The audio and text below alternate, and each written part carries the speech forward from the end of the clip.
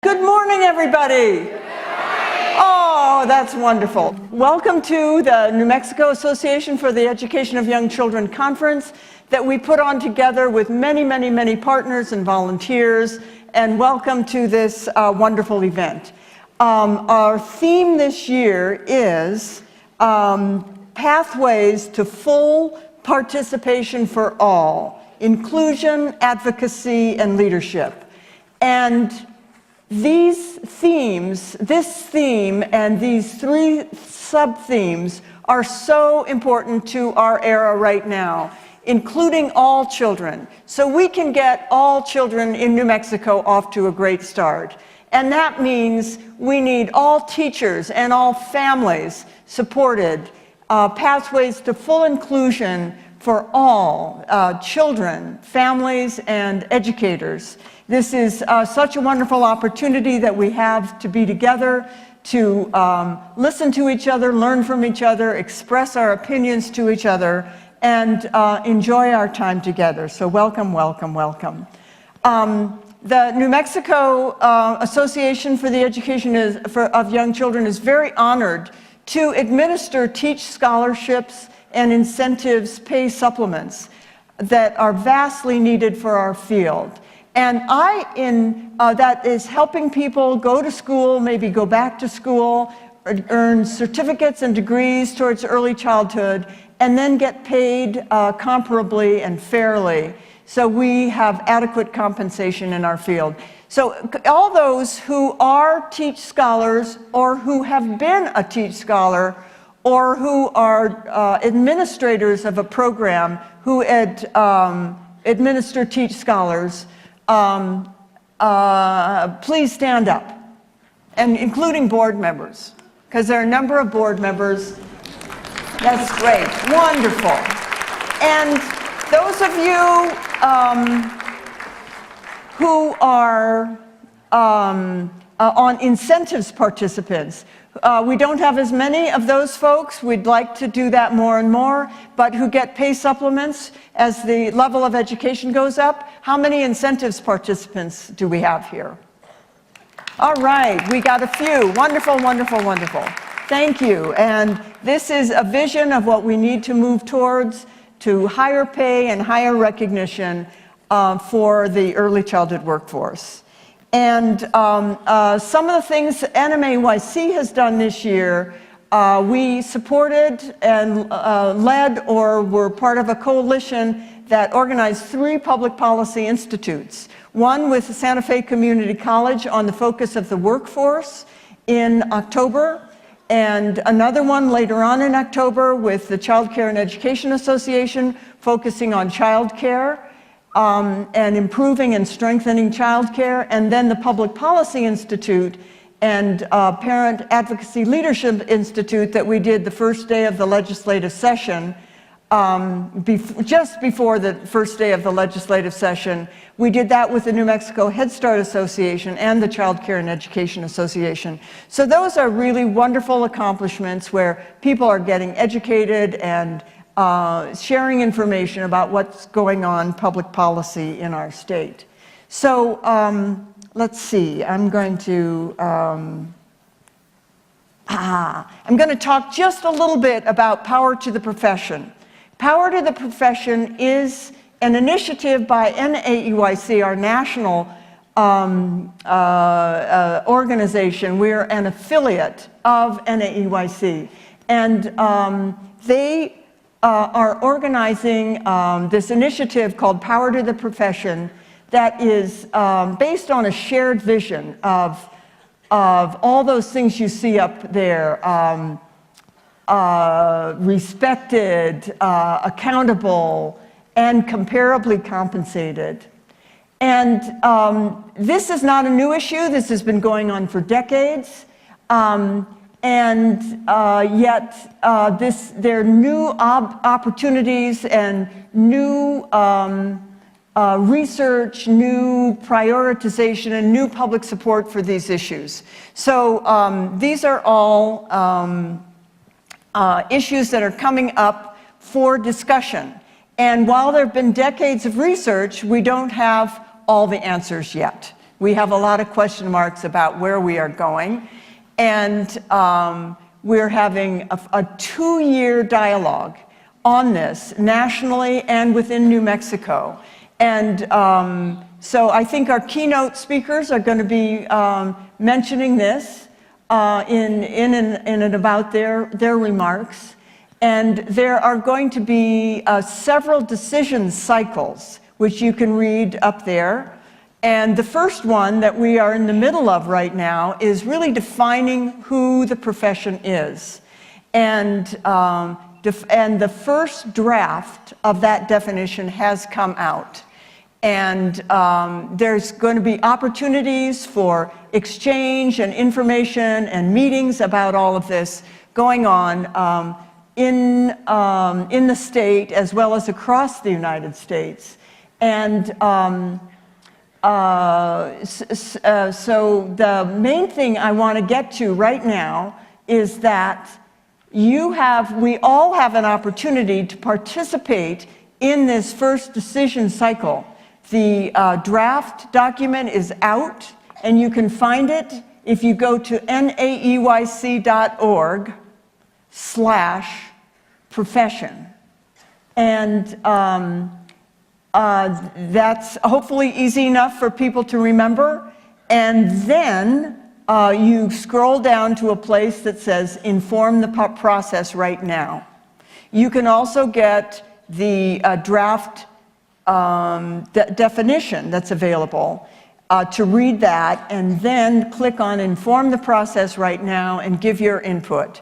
So we have this window of opportunity until March 13th to get input into that. And I encourage everybody in this audience to check it out and participate and really make your voices heard within this national dialogue. I think it is so important for professionals from the field, teachers, people who work directly with children, family child care home people, home visitors, early intervention people, all the people in this room to participate in this. So this is this 2-year cycle is informed deeply by our field and by the diversity of our field and the diversity in New Mexico. So I really encourage you to participate in that.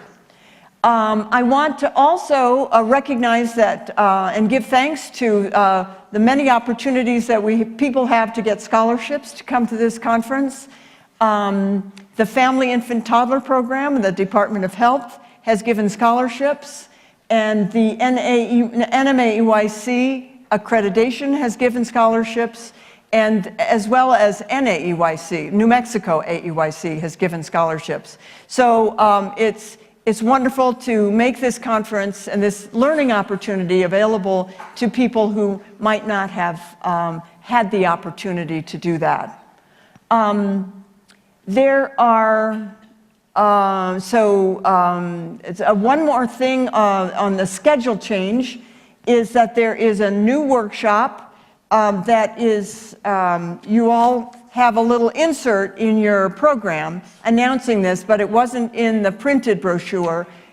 In the Sandia room at 315, there is the construction of a quiet book, a presentation by Ana Galfano.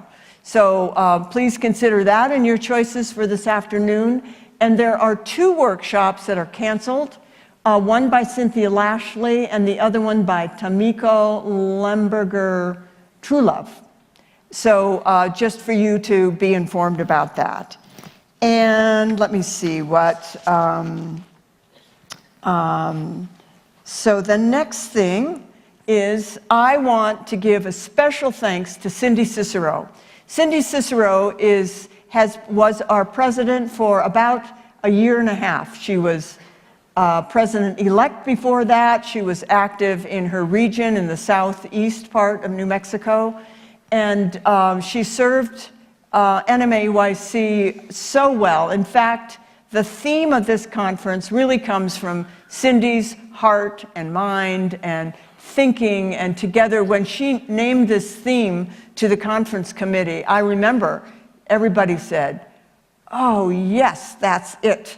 So she was just a wonderful leader for NMAEYC for many, many years. And she had to resign due to personal reasons. And so we wish her well. And I just want to give her a great thanks for everything that she has done to support and move NMAEYC along. And yeah, let's give Cindy a round of applause. Yes, indeed. And we have our new president, Laura Doctorman. And she was going to be here. She was looking forward very much to being here. But she fell down and injured herself, and so she's not here today. And we wish her well in a quick and full recovery as soon as possible. And Laura was willing to step up to the plate 7 months early. She was our president-elect, and then all of a sudden she became our president. And so I want to thank Laura also for doing that. And so since Laura is not able to take the next part of this, Alberto is going to help us. Alberto is past president, and he's still on the NMAEYC board and the executive committee. And I want to turn the floor over now to Alberto. Good morning, everybody. I'm the past president. I thought, okay, it's past, it's behind me, and now I'm here again. But thank you to everybody for being here. It's always a testament to your professionalism when you're here on a Saturday morning to really learn about more about your profession.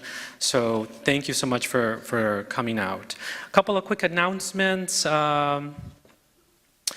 Look under your chair. If you find a coupon, you can use that coupon to go to the publications table. And you can get a book for up to $20.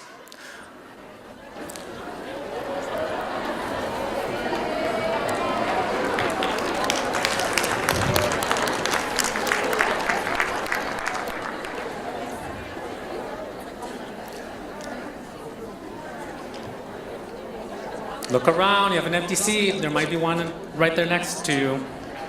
A big thank you to Laura Lehman and the membership committee. They sponsored that for us, so thank you so much.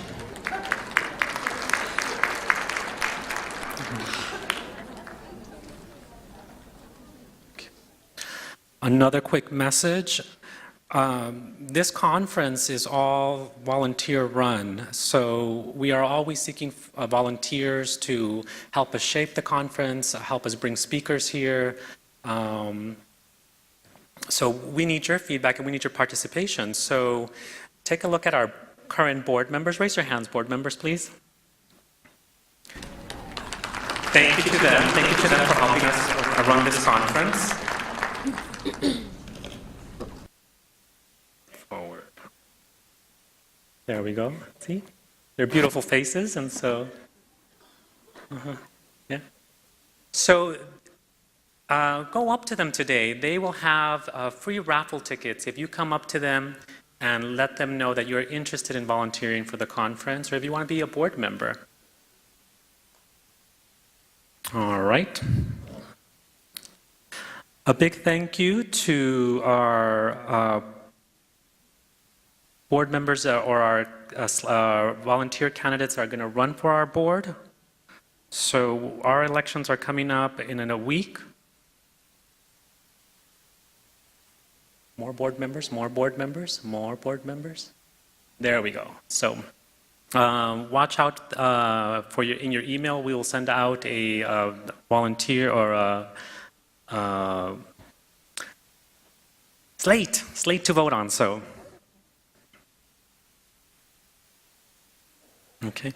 Another announcement, there's a membership meeting at 12:45 in the Anasazi room.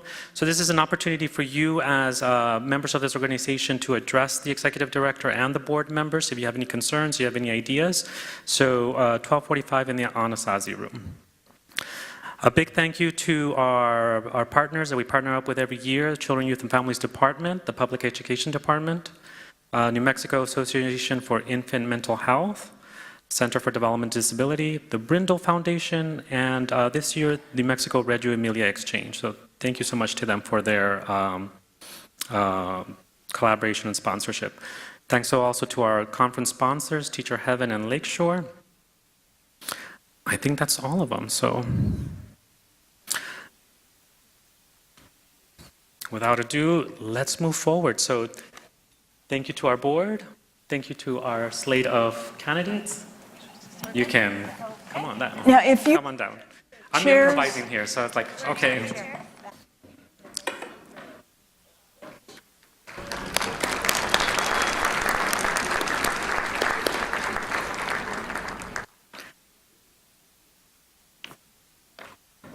So the main event, I would love to introduce our 3 keynote speakers. I had a pleasure of meeting them, 2 of them last night. We have Maurice Sykes. He's the author of Doing the Right Thing for Children, 8 Qualities of Leadership, and he's also the executive director of the Early Childhood Leadership Institute at the University of District of Columbia's National Center for Urban Education. He promised me last night that he would not hold back, that he has trouble holding back, so. Dr. Valora Washington is the CEO of the Council for Professional Recognition.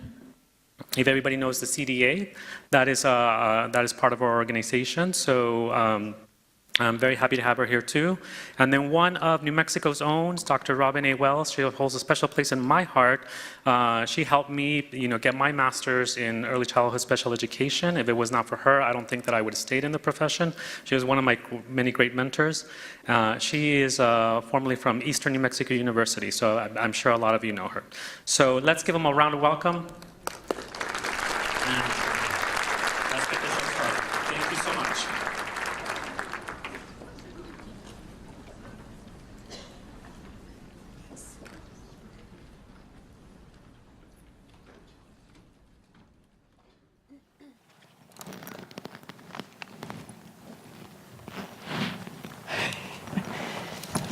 So, welcome. Welcome, Robin and Valora and Maurice. It's wonderful, wonderful that you're here with us today. I'm really, really glad. It's great to have Robin with us from New Mexico, who brings knowledge and experience from the state of New Mexico. Thank you for being here. And Robin, you have dedicated your whole life to inclusion, to the full participation of all children and families. Please share your thoughts on this topic with us. Thank you. Thank you, Badgie, and thanks to NMAEYC for having this topic today, which I think is really important, especially given what we may encounter in the fields of education, et cetera, in the future. For the purposes today, typically when we think about inclusion, historically we think about children with disabilities. We think about young children who are served through Part C, early intervention, birth to 3. We think of children served in Section 619, 3 to 5-year-olds, and we think of children and individuals who are served through Part B, which are 6 through 21-year-olds, under the Individuals with Disabilities Education Act, IDEA. But for the purposes of our discussion today, I think we'd like to have a broader, more holistic view of diverse abilities, and we'd like to think about diversity in general. And diversity, to me, the definition that I'm going to use today is one that was provided by Grisham, Brown, and Preddy-Fronsack in their text on assessing young children in inclusive settings, the blended practices approach, their 2011 book, that talks about diversity including gender, age, religion, culture, differences in language, geographical location, family configurations, preferences, interests, and abilities, as well as religion. And One of the things that I think about when we talk about inclusion or inclusive practices is it makes me recall and think about Abraham Maslow's 1943 work, The Hierarchy of Needs. And in that theory, he has 5 stages of needs, basic needs for humans, all human beings. One of those, the 3rd stage, after meeting physiological needs, after meeting security and safety needs, is that need for belonging.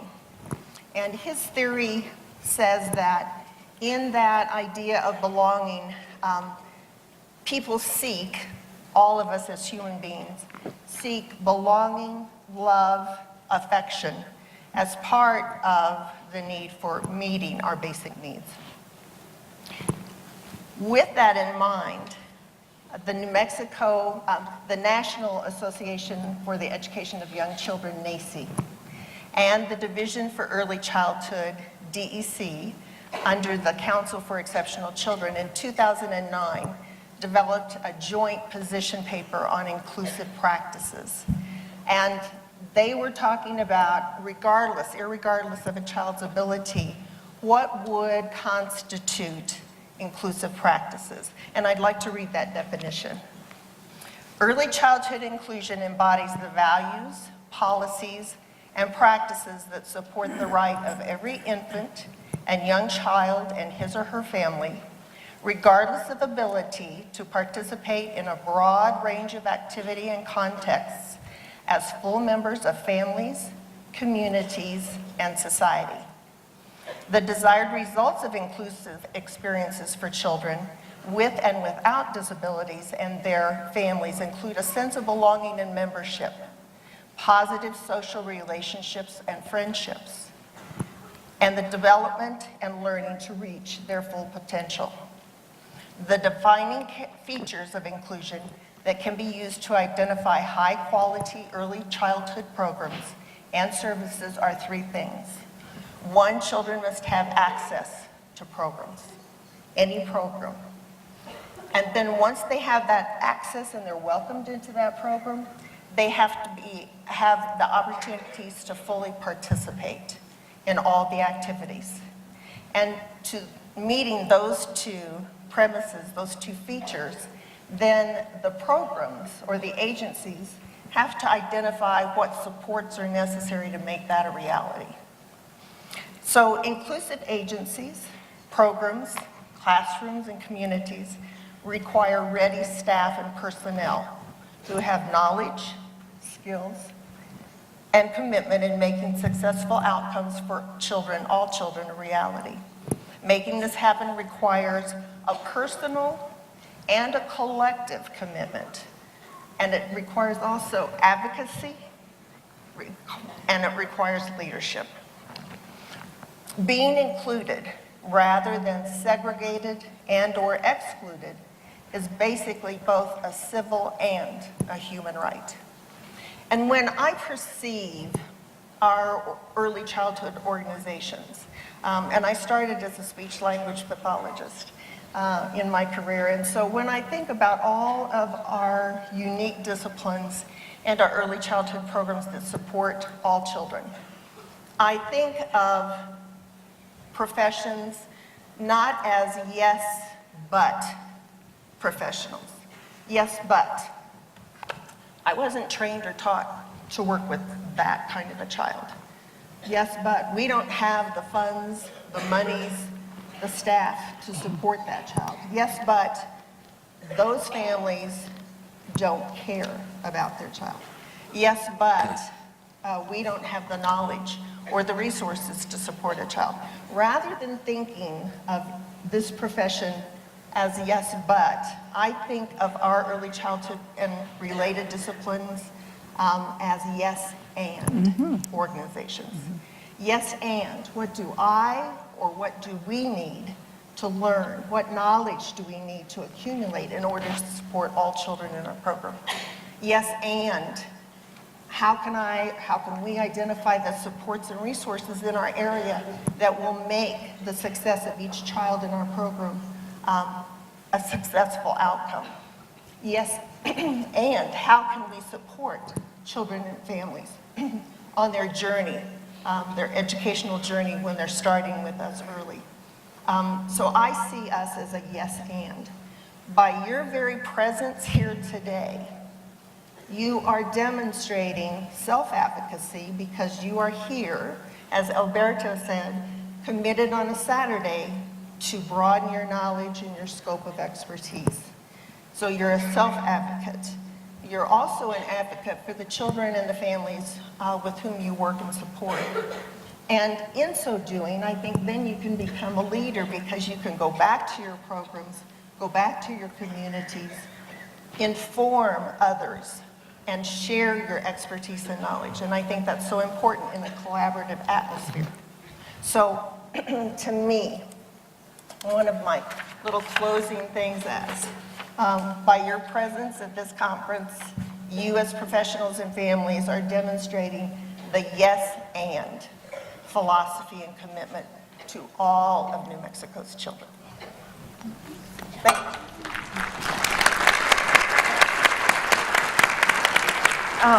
Robin, wonderful reframe from yes but to yes and. That is so important. And I am now going to this is what the format that we came up with, to have some exchange among the presenters. And then in a few minutes, we're going to open up the mics on the floor. There are 2 mics, one on each, down here in each aisle.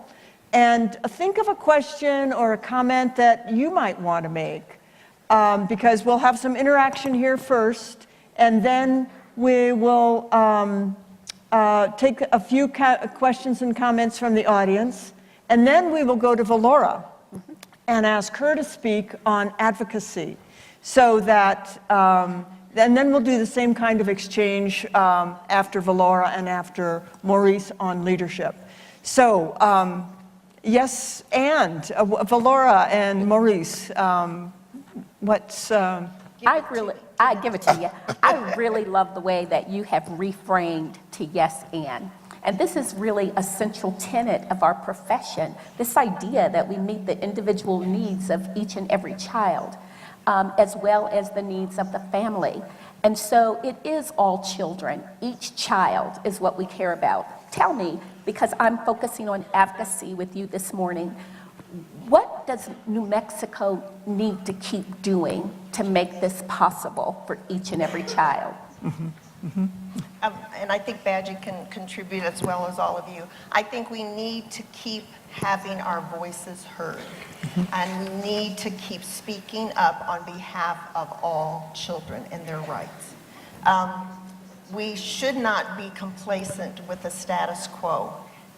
This field changes so rapidly, and there's so much new knowledge coming out. I've been in the field for 49 years. I still learn something when I go to conferences. There's still something that I either learn that's new or that's reaffirmed in my practice or helps me to question what my knowledge base is. So I think we need to become more vocal. Now, as far as advocacy, lots of people say, well, I don't feel comfortable speaking up in a louder, larger, like policy. But you can be an advocate, or you can have advocacy in your own classroom, your own agency, your own community, by just speaking up positively about the rights of children to have access, to be able to fully participate, to be able to perceive in a more understanding manner, so that we can not only be listed as in the top 5 for children below the age of 5 being expelled from preschool. I would like to be 49 in expulsion of children. So obviously we have a lot to do to advocate for ourselves, to broaden our knowledge and our skills and our expertise in order to better serve the children of New Mexico. Mm-hmm. That's my thoughts. Wonderful. Would you? Yes, yes, yeah. Maurice, you want to jump in? Well, yeah, Robin, I'm curious about your yes and yes, and children do need access. Yes, and children need access to high quality programs. You bet. Because only high quality programs make bet. a difference. And You bet. so I mean, we can go down the line. It is disgraceful, not for New Mexico, for this country, Yes. that so many children are expelled You bet. from pre-K. You bet. And it's unconscionable and it's unjust. And let me add that it is children of color in particular who are overrepresented in that expulsion, and boys who are overrepresented in that expulsion. I would agree. I would agree. And I think part of that is then advocating that I as a teacher or we as a program need more information. And support, yes. Yes, and support. And I would say that New Mexico is very rich in the resources that we have here. We have training and technical assistance programs who have inclusion consultants who are so willing to be supportive of programs. All you have to do is call up and they will come and help you problem solve and help that teacher in the classroom be supportive of children, any child with any issues of learning, etc. We have pre-K focus consultants. We have such a wealth of resources here, but I think sometimes people may be reluctant to say, I need help, I don't know everything. And I think we were talking last night about sometimes you don't know what you don't know. But I think we need to be more open to say, I'm willing to listen to anybody. Please But come and help. when did becoming a boy become a disability? Right. When did Well, and that's- being a child of color Right. become a disability? Because that's the way we are treating it in this country. You betcha. And children who learn by moving, who are often boys. Yes. In how can we have classrooms and schools and institutions that are appropriate and good for children, that meet children's need, instead of kind of making the child fit to a structure. Instead of having the child ready, we're the ones that need, we're the Yep. people, we need the Yeah. Well, you have to like children to work with children. Oh, and I think, Maurice, we were talking last night about. Please think of your Yeah, questions and come on down We were and talking continue. last night about the fact that not everyone should be in this profession. No. I True mean, that. I think you really need to have, number one, a love for children. And Well, to first be- you have to love yourself. You can't love other people if you don't love yourself. Well, and And I'm part not of the- talking about narcissism either. So part of what we're trying to do in the Power to the Profession, which I have the privilege of being one of the people on the small group organizing the Power to the Profession, is I think even if there may be resources, it's very difficult for the teacher to access those resources because we don't have an organized system and an organized way of getting in touch with what those resources are. I know my own daughter is a pre-K teacher, and in a very progressive state of Massachusetts. At the same time, trying to get help for any individual child is more difficult than it seems because we don't really have a system. And that's one of the things we're trying to address in the Power to the Profession initiative. How do we come together as a profession? So it's not that you have to call 12 different agencies, 12 different initiatives, this, that, and the right. other, that there's a place in our profession that you can get the help that you need as a teacher. Excellent. And Maurice and, yes, that's absolutely. And Maurice and Valora and Robin can continue on this discussion. They have a lot to say on this topic. And this is now the time, if you have a question or comment, to come down to the mic because pretty soon we're going to have to turn the floor over to, or we get to turn the floor over to Valora. But so I do invite you to think of something you might want to add in this context, and also to remind you that immediately after this session, Valora is having a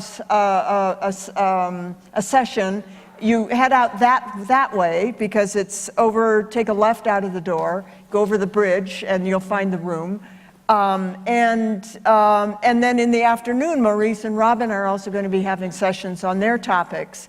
And as well as I'm having a session on Power to the Profession. So a lot of good choices. So I do invite you to come down now to say a few words, or we'll just let... There's someone at the mic.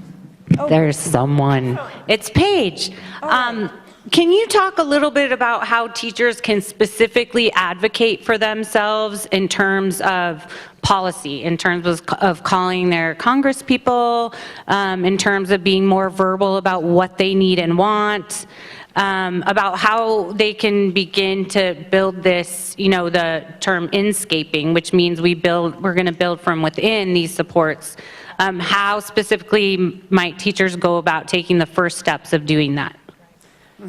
And so I just want everybody to know I did not pay her to ask that question because that's what I'm going to talk about really specifically in detail in my session today, because I've had the privilege of working on an individual and small group basis with hundreds of early educators, really working with them to take their everyday challenge and turn it into an advocacy idea or project that is going to make a difference for children in their community. And what I'm going to be sharing with you this morning after this session is what are the steps in the process that you can do, casting down your bucket where you are to make a change where you are. Because it's always a big thing when people say, go to the state capitol and, you know, hold this sign and all of that. That is very valuable, and I'm sure you have state policy days, but it's really about how do you take control in your personal leadership to make a difference where you are. And because we've worked with so many people to accomplish that, who've made marvelous changes in their programs, in their communities, I'm going to give an overview of how you specifically do that later this morning. Great, thank you, thank you. Should Valora? Yeah, so I'd say let's move on. You kind of broached the topic, and we'd love to hear now your views on advocacy, the big picture views on advocacy, and it's great to know that you have this opportunity to share with folks in New Mexico later on, but we look forward to hearing from you, Valora. I want to start off by reading a quote from Dr. Martin Luther King that I think is very important to us as we're talking about power to the profession and how we're going to professionalize this field. So Martin Luther King said, "Cowardice asks the question, is it safe? Expediency asks the question, is it politic? Vanity asks the question, is it popular? But conscience asks the question, is it right? And there comes a time when one must take a position that is neither safe, nor politic, nor popular, but we must take it because it's right." And that's exactly where we are in this profession today. We've got to take it because it's right. So most of us in this room really want to make a difference for kids. We want to make a difference for families. But many of us really don't know how to go about that. What is it that you actually do to make that difference? What is it that we can do? And when you think about how big the challenge is, many of us become immediately overwhelmed and maybe a little bit intimidated. But I can assure you that every single person in this room can make a difference. I will tell you that there's 900 people in this room. The 900 people in this room, if we made up our mind, could change the whole field of early childhood education all by ourselves if we wanted to. That's how much power we have. That's how much unrealized power that we have. So it's really important for us to figure out how we can make that specific difference for kids. So one of the things that I've learned in working with so many people on the ground, and that's really where my work has been, working on the ground, whether it's been through these leadership programs that we've offered over the years, and also with the Child Development Associate Credential, which we offer the CDA to 20,000 people a year obtain their CDA credential. I hope some of you are out there in the audience. And in addition to that, there's 18,000 people a year who renew their CDA. And so these are some of the things that we ask people to do as they're going on their own personal leadership journey. The first thing you have to do is reflect on what you really know about and know your stuff. And I know that sounds pretty basic, but a lot of times we're very uncertain about what we're talking about because we don't have our facts straight. We don't have our knowledge base together. And so the first thing we do is tell people, get your knowledge base together, know what you're talking about, and that can be harder to do than it seems. We then ask people to plan and prepare for advocacy. You know, a lot of times in our work, we're mad and we want to get busy and we want to do something. And what I'm telling you to do is stop. The first thing you do is nothing. You plan and prepare what you're going to do.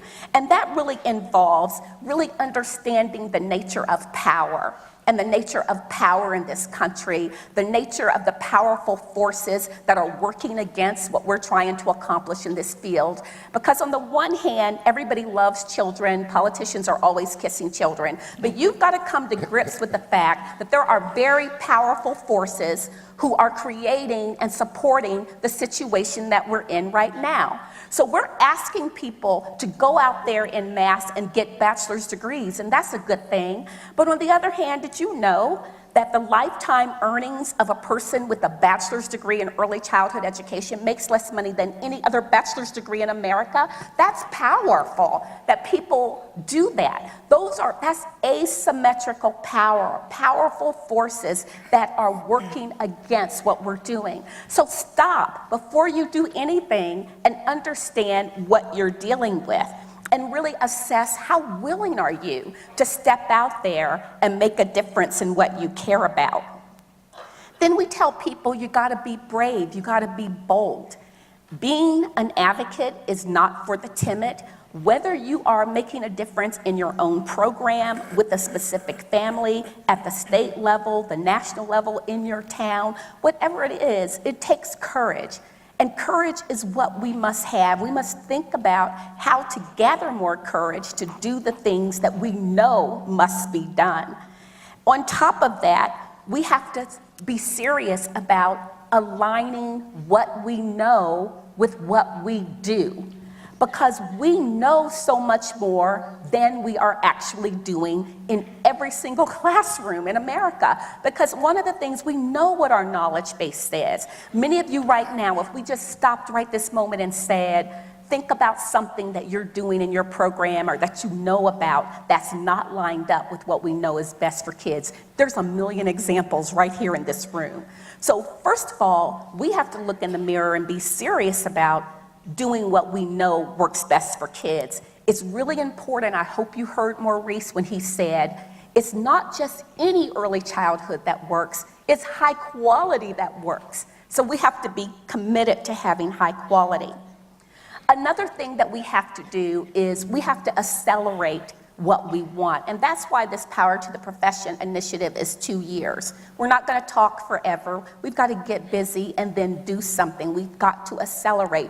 We don't have forever to get it right for kids. Now, Maurice is going to tell you maybe a little bit later on, because he does like to be controversial. He's going to tell you. He is controversial. He's going to tell you that maybe the time is even past. But what I'm going to tell you is, whether the time is up or we've got 5 more minutes, we got to speed up and in order to get it done. So how do you do that? As an advocate, one of the things you have to do is you have to focus on what you want and not what you don't want. Now that may sound simple, but I can tell you, I've worked with hundreds of people in our field. And most people, I will promise you, even in our workshop that we're going to do this morning, most people are going to come in and they know what they don't want. They don't want kids excluded from programs. They don't want boys being a disability. They don't want subsidies not paying people. They want comparable wages. In other words, most of what we can articulate clearly at first is what we don't want. But in order to get change, you have to focus on what you do want, not what you don't want. And that can be very difficult. The next thing is, you cannot walk alone. Almost anything you want to do is going to take allies. It's going to take people working with you. And so really think about who you can draw into your confidential circle to work with you to get almost anything done. That is really going to be an important part of it. And the last thing that we need to do is really do a much better job of communicating the value of the work we do. We deserve more respect.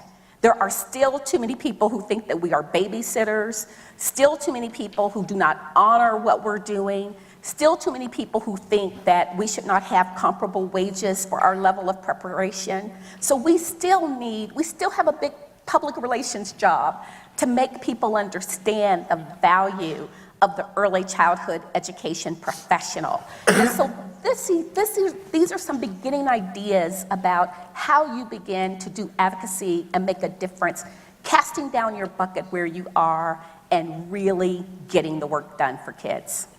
Thank you.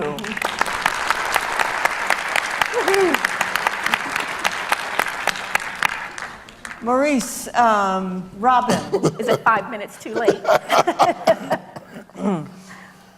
Well, I do think, I agree with Valora in terms of the importance of advocacy and starting where you are. And, you know, to the question that was asked earlier, everyone has voice. And finding your voice on behalf of children is the first level of advocacy. And what we should advocate for, I agree with you, everyone knows what they don't want. But, you know, we can no longer be, as we're defining the profession, the fact that the early childhood profession has been built on the backs and shoulders of women who have been exploited through low wages, low status, and it is unjust and unacceptable. And if we don't get this compensation issue straight, we're not going to do anything.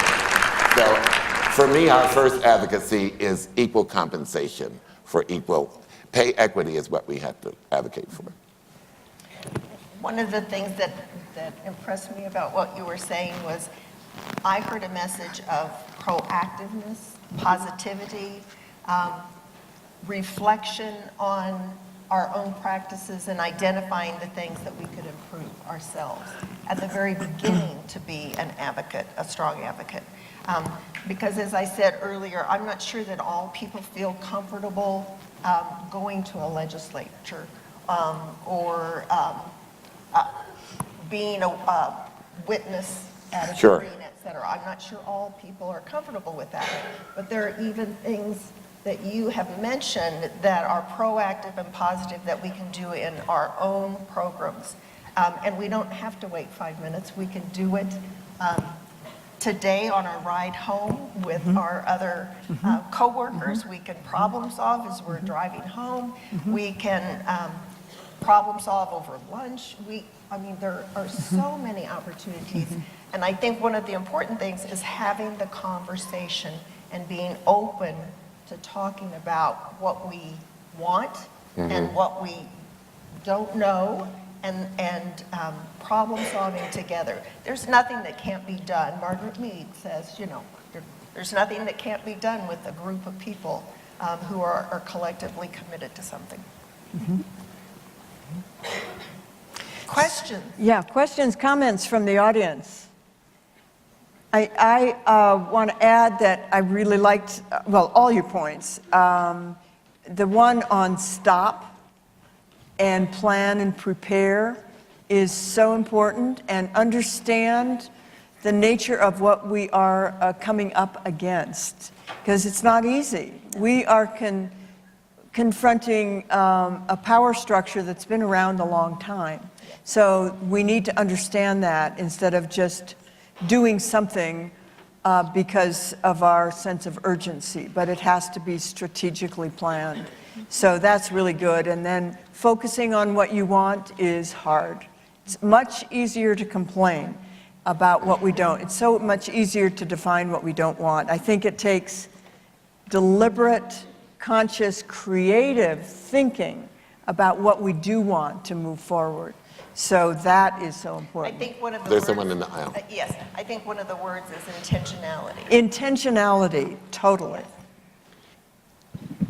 Good morning. Morning. I'm a home visitor here in Albuquerque, and I was just wondering how you think we as home visitors can prepare our families when they're dealing with developmental delays, so when their children are ready to go to pre-K, Head Start, or even kindergarten, that they have the skills to advocate for their child who's, you know, dealing with their developmental delays. So what suggestions could you give us as home visitors to prepare those parents both in dealing with the delay and also advocating for those?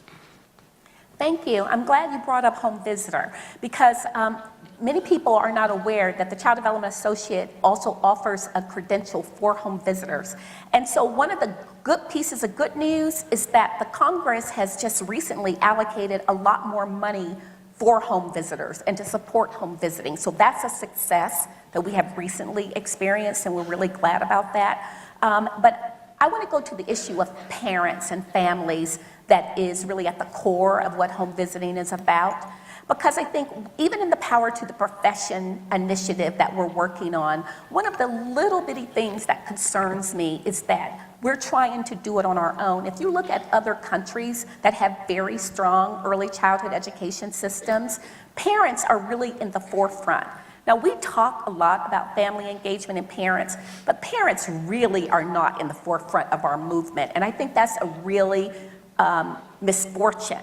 Because, for example, in France, the families would not let you not have a universal high-quality program. The parents are fighting for it. And so it's very important that we're powerful as a profession, but it's also important that we really take seriously and take another look at what family engagement really means. Because, you know, a lot of families, they're just trying to survive the early years because it's so crazy. You know, it is just so crazy trying to deal with all of our systems, where do you put your child, what is happening with the child, all of that. And, you know, they're just trying to survive their way through it. So we really need to take seriously, as we're building our profession, how we really help families to be true partners with us. And I think we have a long way to go on that front. Mm-hmm. I was just going to say, when I believe the question also included how to support families Right. of children with developmental delays, and of course that speaks to me especially because number one, as a home visitor, it would be important to ensure that parents realize the supports that are out there for a young child, especially birth to 3, and talk to them about calling their local family intervention, family infant toddler program to go through the child find screening to actually identify and see if they're eligible to receive services. Then you as a home visitor, along with those early interventionists, can start talking to parents about their rights that they have to ensure quality services for their child. And a lot of times, unfortunately, I'm sorry to say, there are a lot of times when parents move through this system and they change systems, because we have a certain system in early intervention for birth to 3. We have a different system when we enter the schools and our children with developmental delays move into the opportunity to receive services through the school districts. Lots of schools don't let you know that children could still be attending a community early care and community program, which is the least restrictive environment, versus the only way that you would get services is coming to our segregated preschool 3 to 5 program. Hopefully it's not segregated. Hopefully they would at least have some peers, but sometimes not. So then we have to learn this new system, and then we go into the real educational system and then adulthood.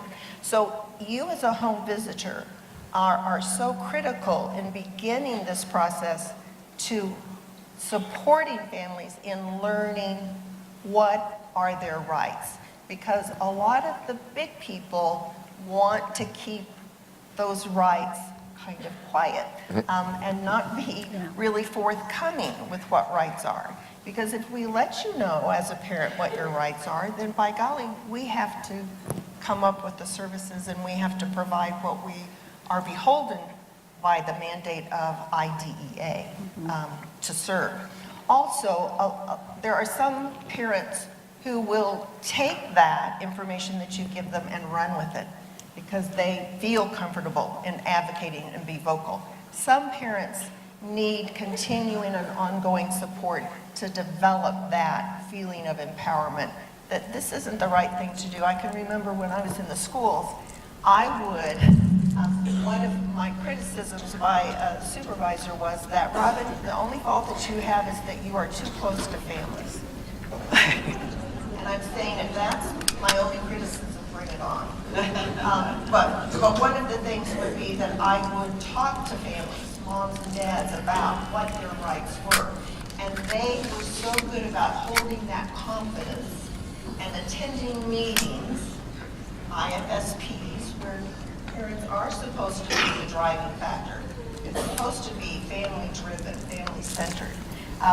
And so parents would be so good about going and speaking up in requesting something that should have by law been given without needing to be asked. But not saying, well, Robin told me to say that. No, they would keep that confidence. And by golly, people listen to families.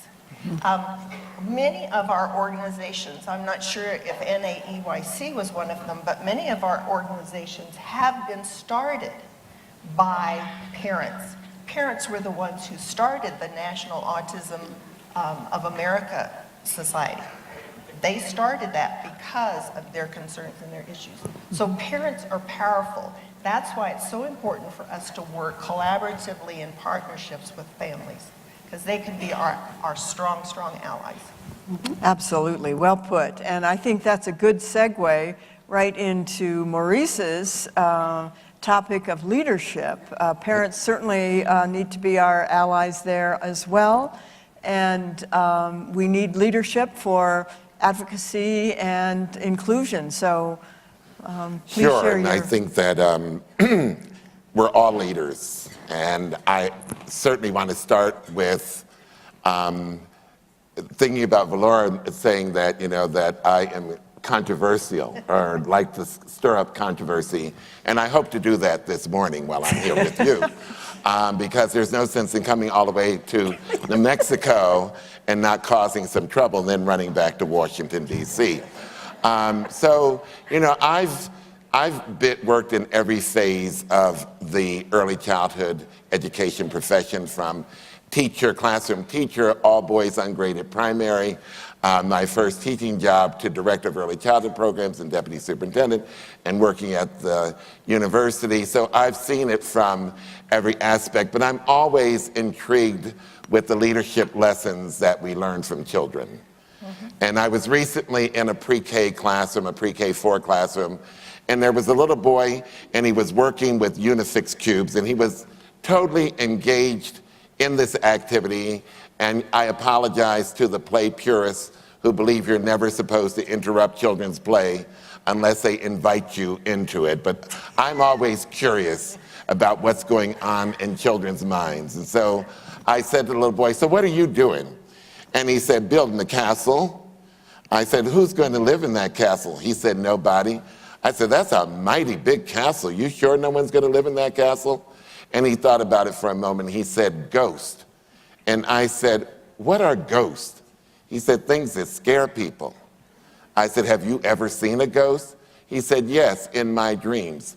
And at that point, I knew he was trying to blow me off, because in your dreams means it'll never happen or forget about it. So, and I considered, what leadership lesson did I learn from that interaction? And what leadership lessons have I thought about and reflected on?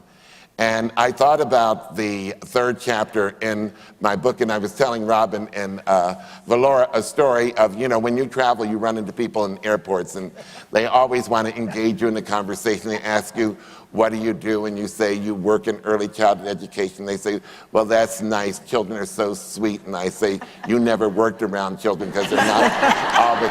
And so we sort of go back and forth around that. And then the subject of a book, my book came up, Doing the Right Thing for Children, 8 Qualities of Leadership. And in some way I surfaced that I was an author. And she said to me, so how many books have you written? I said, 1. She said, you're not an author, you've just written a book. So I want you to know, I come to you as a book writer, not an author. Whereas Valora, my good friend and colleague, has written more than 1 book, so she's an author and I'm a book writer. And so in the chapter on knowledge, I talk about 4 components of knowledge that leaders must have. And the first domain of knowledge that I talk about is knowledge of self. that the most fatal flaw of most leaders is their absence of self-knowledge. That it's very important to know who you are, what you're about, what you believe in. This is my comment about teachers who don't like themselves, because we have a lot of mental health issues in the field of early childhood education. There are people working with children who really should be working at Walmarts. They shouldn't be around children. They should be a greeter at Walmarts, and we need to, right?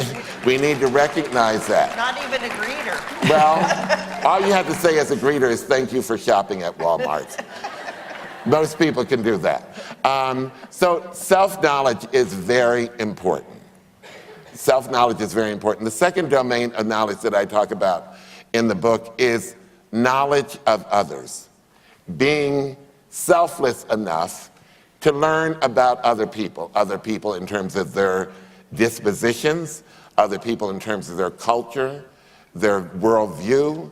Valora's notion about parents being engaged. If we are going to be responsive caregivers, we need to be responsive to the needs and desires of parents. We cannot always do everything parents want us to do, but we can be respectful in the interaction. We can be respectful in the interaction. And regardless of what we might think, there is no unit more powerful than the family. And if we don't respect that family, the children pick up on that. They know when we have little regard for their parents. I saw in a city that will remain nameless an interaction with a father who was from Somali, and the daughter had the English language, so she was in command and control. You know, Lily Wong Fillmore's psycholinguistic work, and I saw it in action because the teacher asked the little girl, did she bring her permission slip? And there was a father standing there, and she marginalized the father by letting the young girl be the interpreter. I thought, you know, this is so disrespectful. So knowledge of others is the second domain of knowledge. The third domain, and as we define power to the profession in defining the profession, the third domain is knowledge of craft. We must know and understand child development, how children grow, teaching and learning, responsive caregiving, all these dimensions. We cannot just go around saying DAP. Developmentally appropriate practice is not enough. What's underneath that? Most places I go and I ask, what are the three dimensions of developmentally appropriate practice? People want to go to Vygotsky, and they want to go to Maslow, and they want to go everywhere than age appropriate, individually appropriate, and culturally appropriate. We have to know our craft at a deep level. And most leaders get in trouble because they don't have craft knowledge. Teachers, I go to schools, I go to community-based programs. Teachers are quick to tell me about their leader, she don't know what she's talking about. I know more about child development than she. Have you ever heard that? Yeah. Mm-hmm. Have you ever said that? Don't be scared. Yes, you've said it. Okay. So craft knowledge, which is the core of our existence, is very important. So we need leaders who know child development, who know not only child development, how to help you negotiate a challenging situation. Right. You know, all children's behavior is not necessarily challenging, but if we don't have the skill to respond to that child's needs, then it's going to become challenging. I often tell the story of the little boy who came to the classroom, looked around, and put himself in timeout because he knew nothing was happening there and he would be there sooner or later. But when you have craft knowledge, you know what to do. Knowing the child, knowing the resources, knowing which resource to match to which child at which time. Right.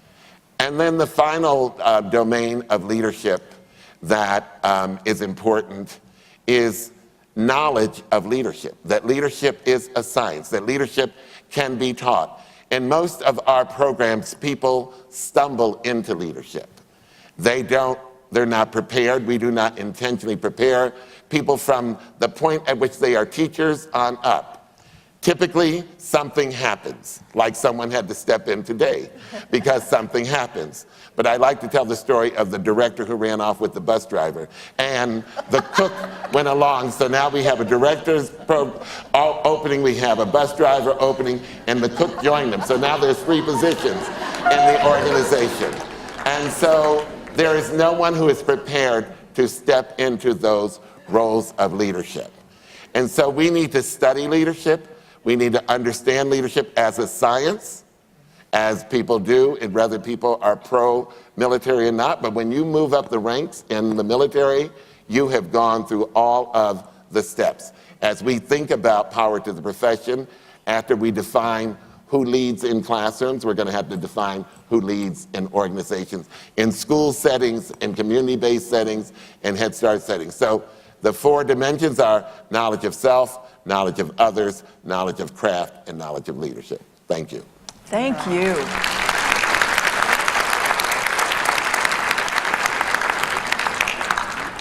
So to help you along your way of bringing, riotous response from the people of New Mexico, I want to go to this issue of knowledge of craft, because to me, that is the core of what we're missing.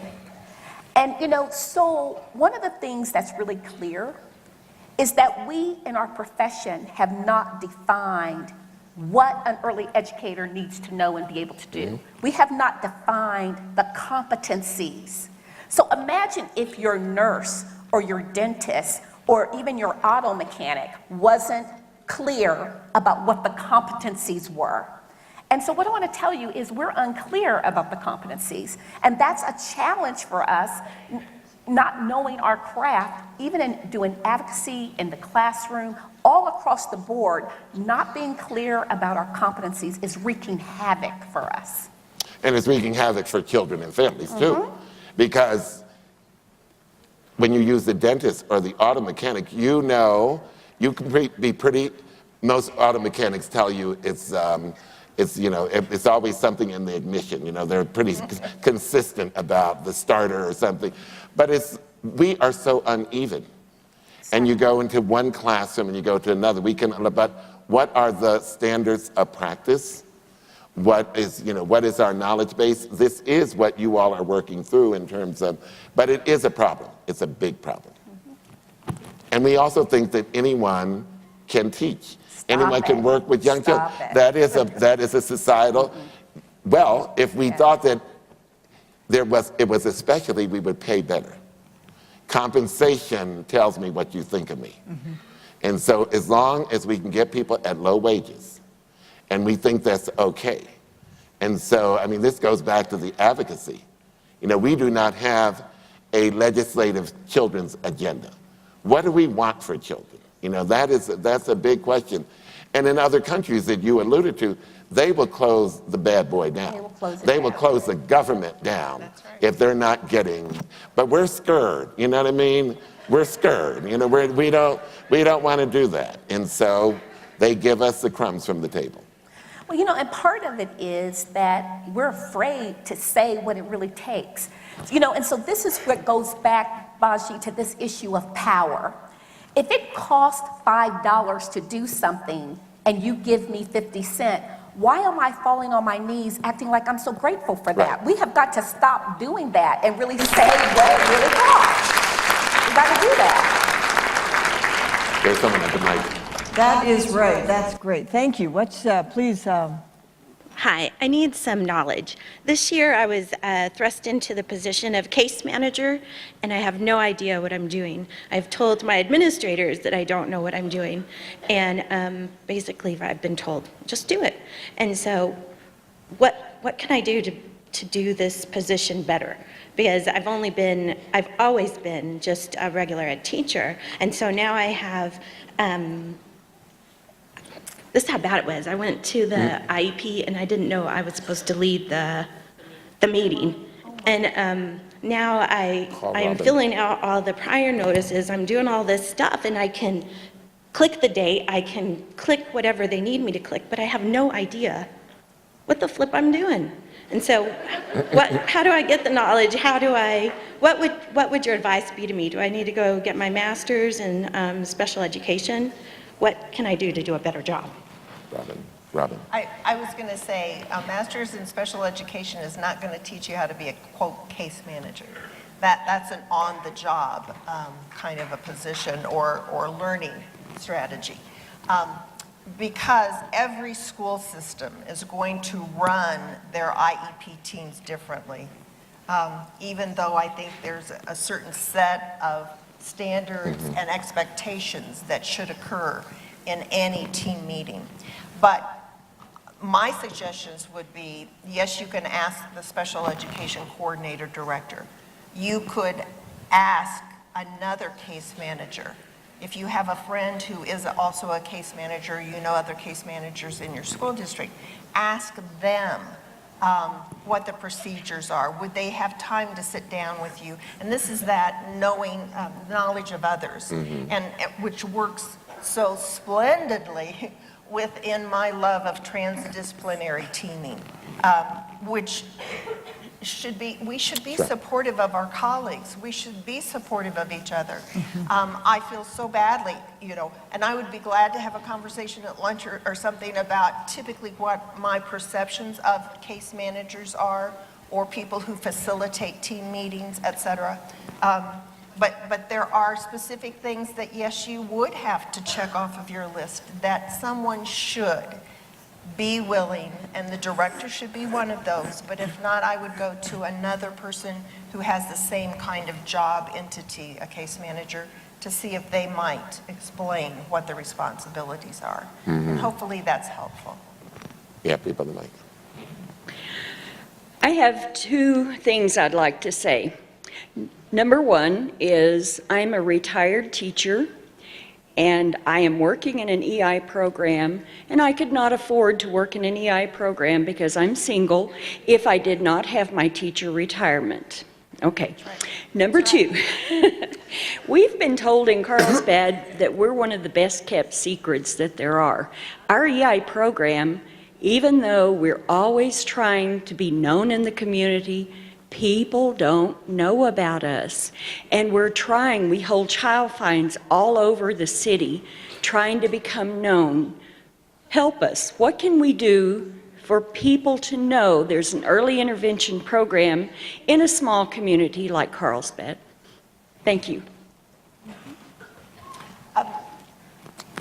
My thoughts might be, number one, part of dissemination of information, one of the mandates under Part C, early intervention, is that you must disseminate that information of when you're going to hold child screenings. So obviously, it would be an advertising type of campaign that information should be placed in newspapers. I often think of, why not have flyers going to churches about child find opportunities, and that this is a free service, and this is just checking to see if your child is on the developmental pathway, the typical developmental pathway that should be there. It's going on radio programs. If you have a large population of people who speak another language, you need to find out what is their source of information and how is that information disseminated. It would be sending home perhaps through the schools if they would be cooperative because they have their own child find screenings. But would they send flyers home to families in case families have younger children? Putting that information at doctor's offices. It's dissemination of information and advertising to find out. Yes, I would say that by and large, the early intervention teams and programs across New Mexico are wonderful, and families typically adore the input and the support, just like they no doubt are developing that kind of relationship with home visitors, because it's personal, it's in their home, they really have a sense of caring that they often feel very sad about leaving when they move on up into the services that come from the schools, unfortunately. But it's part of advertising, I would say, getting out. Banks, do banks have little LED scrolls or something that could put up a child find screening Yeah. of where it is and who to call, et cetera. Those kinds of things. You just have to deluge your community with information about those opportunities. Thank you, and great, we have two people, yes. Good morning. I am so inspired by this notion of the bus driver and the cook and everybody helping in the classroom, because that's what happens in early childhood. And so leading on to knowledge of craft and understanding. I guess my question is more about, you know, we've done a ton of work over time, and we are in a place in New Mexico where I feel like we have been innovative, we've been creative, we have worked really hard to build our workforce, we have worked really hard to create systems that work for families and children and for early childhood professionals, and very honored to be a part of that. However, what I'm wondering from you all is, how do we continue in this? I mean, I'm a coach for teachers, and it's a very difficult job, and we know that over time. You know, early childhood, being a teacher in an early childhood classroom, working with those systems, working within schools, working within centers, there's so much of a challenge in that knowledge, building your knowledge and capacity there, and a need to be talking to other professionals, I guess. How would you guys suggest continuing to build? I mean, it is a hard job. You know, you are doing a million things in a classroom, as well as attending to the children and thinking about, you know, whether you're going to intervene in the play or not intervene in the play, or should you even have that play, or should you have this? You know, all those questions that come up for you all day long. At the end of the day, my teachers think, what have I done today? I've done so much, but what have I done today? So how can you guys kind of give us some hope for our, you know, our hard work that we put in? And these teachers, there are professionals here, from leadership in our state all the way to, bless her heart, the one that doesn't know a flip. I mean, there's everybody in here trying to gain knowledge and prepare ourselves for the classroom. Can you give us some more words of wisdom? So, you know, Becky, you can help me out here, because I think about Loris Malaguzzi and the vision of the child, and when he talked about the vision of the child being capable, competent, resourceful. Totally. And Fundamental. I think what keeps us going, well, what keeps me going is God and alcohol, but what keeps us going is the notion that we have a belief about children. We have a vision of the child, and it is hard work. At the end of the day, we are exhausted. Absolutely. But we keep on getting up and going back in there because of our vision of the child. Right. That we believe that every child has a right to a high quality educational experience, regardless of zip code, home language, socioeconomic background, single parent, gender preference, all of that. It is an issue of social justice. And we go there every day to fight the good fight on behalf of them. Thank you, As thank a good you. old song says, we fall down, but we get up. Yeah. Because I tell you, there's, you know, one of the things that, you know, I often say to people in program, invite people to come and shadow you for a day. See, people have no idea what is going on in that setting where you're working. They have no idea. It's physical work. It is hard work, and people really don't understand that, but it really is really hard work.